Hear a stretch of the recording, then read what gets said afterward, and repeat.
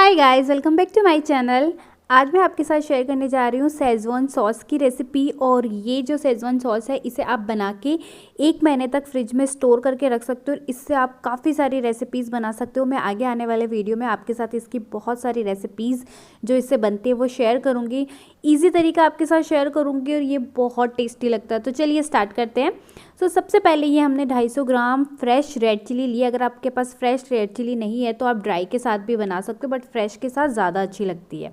अब हम मिक्सी का जार लेंगे, उसमें हम ये जो लाल मिर्ची है उसको छोटे छोटे पीसेस में कट कर लेंगे और उसी के साथ हम यहाँ पे डाल देंगे 1/4 कप पानी और इसका एक अच्छा सा पेस्ट बना लेंगे।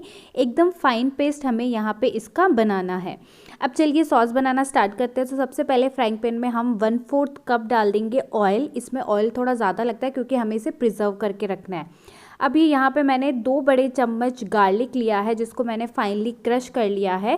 गार्लिक को हम 1 से 1.5 मिनट के लिए भून लेंगे ताकि जो गार्लिक का रो फ्लेवर है ना वो निकल जाए। गार्लिक को हमें जलाना नहीं है, ब्राउन नहीं करना है, जस्ट हल्का हमें इसे 1-1.5 मिनट के लिए भून लेना है ताकि इसका कच्चा फ्लेवर निकल जाए।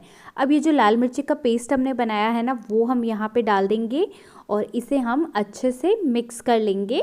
बहुत ही अच्छे से हमें इसे मिक्स कर लेना है। इसमें एक बॉयल आने देना है और उसके बाद हम इसे कवर करके 8 से 10 मिनट के लिए या जब तक कि ये मसाला अपना ऑयल ना छोड़ दे तब तक हमें यहाँ पे इसको पकाना है। तो मैंने इसको 10 मिनट के करीब पकाया है और आप देख सकते हो ऊपर इसने ऑयल रिलीज़ कर दिया है। मतलब हमारी लाल मिर्ची जो है वो एकदम अच्छे से पक चुकी है, कच्ची बिल्कुल भी नहीं रही है। क्योंकि जब हमें कोई चीज़ प्रिजर्व करनी होती है ना तो उसे पकाना बहुत ज़रूरी होता है, अदरवाइज़ फिर उसमें स्मेल आ जाती है।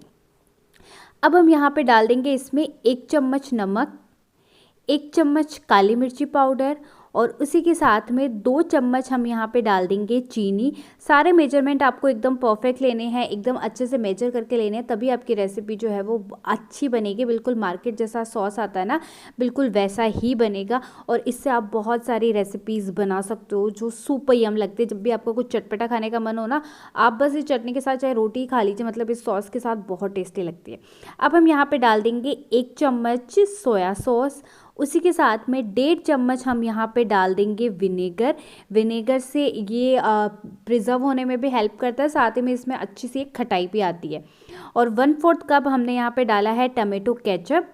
और इन सारी चीज़ों को अब हम मिक्स कर लेंगे। बहुत ही अच्छे से हमें मिक्स कर लेना है इन सारी चीज़ों को और उसके बाद वापस से हम इसे कवर करके 4 से 5 मिनट के लिए कम फ्लेम पे पकाएंगे या जब तक कि सारी चीज़ें अच्छे से पक नहीं जाती और ऊपर एक ऑयल की लेयर अच्छी सी आ नहीं जाती, तब तक हमें इसे पकाना है। तो मैंने इसको 6 से 7 मिनट पकाया और अभी हमारा यहाँ पे शेजवान सॉस बनके बिल्कुल तैयार है। कलर आप देख सकते हो, मार्केट वाले इसमें हल्का सा रेड कलर डालते हैं जिससे इसका कलर बहुत ज़्यादा रेड हो जाता है, बट हमें डालने की ज़रूरत बिल्कुल नहीं है क्योंकि ऑलरेडी इसका कलर बहुत अमेजिंग बना है। बट आप चाहे तो डाल सकते हो। यहाँ पे आप टेस्ट कर सकते हो, सारी चीज़ें जो आपने मसाले डाले हैं वो कम ज़्यादा नहीं है। अगर कुछ कम लग रहा है तो आप यहाँ पे ऐड ऑन कर सकते हो और उसके बाद वापस से इसे 1-1.5 मिनट के लिए पका सकते हो। मसाला तैयार है, सॉस हमारा बनके तैयार है। फ्लेम बंद कर देंगे और इस मिक्सचर को अब हम एकदम ठंडा होने देंगे। ठंडा होने के बाद ही हम इसे स्टोर करेंगे। तो तकरीबन आधा घंटा मैंने इसे रेस्ट होने दिया। मसाला जो हमारा सॉस है वो एकदम अच्छे से ठंडा हो चुका है, काफ़ी थिक भी हो चुका है और काफ़ी ठंडा भी हो चुका है। तो अब हम इसे ट्रांसफ़र कर देंगे किसी भी ग्लास के कंटेनर में या फिर एयर टाइट कंटेनर में।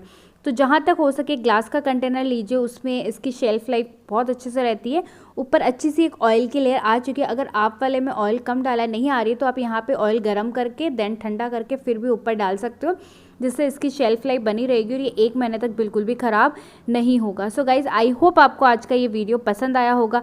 अगर वीडियो पसंद आया तो इसे लाइक कर देना, चैनल को सब्सक्राइब कर देना, इसे शेयर ज़रूर करना और मैं आपसे मिलती हूँ मेरे अगले वीडियो में। Till then bye bye.